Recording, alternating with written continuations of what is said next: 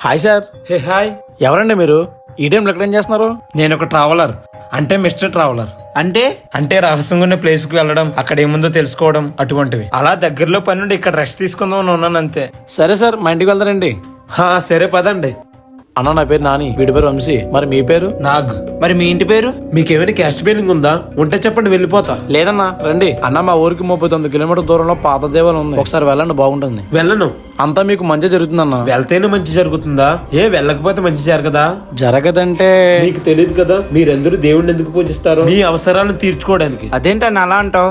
కాదా, చెప్పండి. నేను మాట చెప్తాను విను. రాయికి ఓ రూపాన్ని తెచ్చి అందులో దేవుణ్ణి చూస్తున్నాం మనం, కానీ తను సృష్టించిన సృష్టిలో నీచాన్ని చూడలేక, ఏమీ చేయలేక నిజంగానే దేవుడు రాయిగా మారిపోయాడు. అలాంటి వాడిని ఎలా నమ్మమంటున్నావు? అంటే దేవుడు లేడంటున్నావు అన్న? ఉంటే బాగుండు అంటున్నా. అన్నా, మీరు నాస్తికులు కదా? నిజాలు చెప్తే నాస్తికుడు అంటావు తమ్ముడు.